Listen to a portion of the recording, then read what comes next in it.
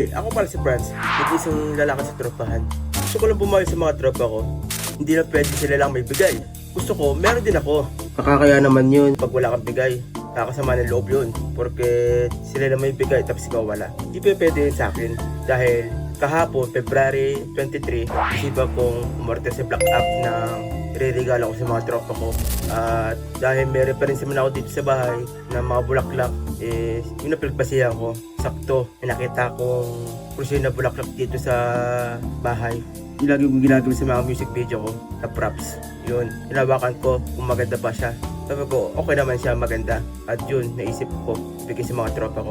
Since may narinig ka ako sa isa sa mga tropa ko na gusto niya ng crochet na bulaklak, ay tutuparin ko. At dali-dali na ako umorder sa Black App ng crochet na bulaklak. Ang paborito na lang bulaklak kasi si tulips. Kaya hindi na dalawang isip na paghanap-hanap na sok sa budget ko. Hindi lang yun ha. Tatlo silang bibigyan ko dahil mahal ko silang bilang mga kaibigan ko. Yeah, true yun, true. Mabibigay naman kasi akong tao kahit di naman material na bagay, kasi simpleng bagay, mapasaya ko sila. Dahil gusto kong humabol sa Valentine's Day.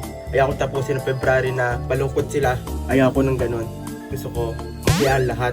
Order ako. Hindi ko na lang yung writer na dalhin dito yung aking order na balaklak. At dumating na yung order ko galing sa TikTok. I-check muna natin kung ano nga ba itsura.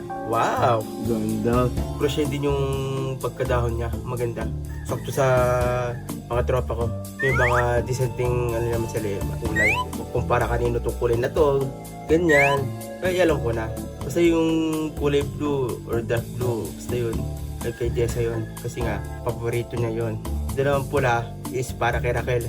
Kasi nga, binigyan ni Colette si Raquel ng bulaklak na rose kulay pula. Kaya pula na lang. Ito na titirang last kay Maring Colette.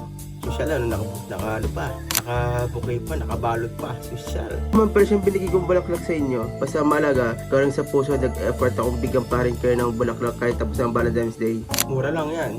Okay lang mura. Basta malaga. Money can't define the true happiness of a person. Wow. Totoo yun, totoo.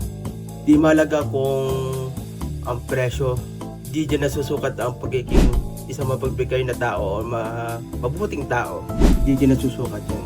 Ang mahalaga, nakahabol at nabigyan sila ng bulaklak. Nag-effort tayo syempre. Di ako yung tinira nagbibigay. Ano yun na? No, hindi ko papayag.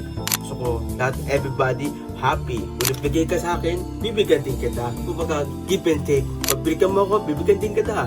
Pero di ngayon, pwede ngayon, o sa ibang araw. Basta, ang mahalaga, di kita nakalimutan.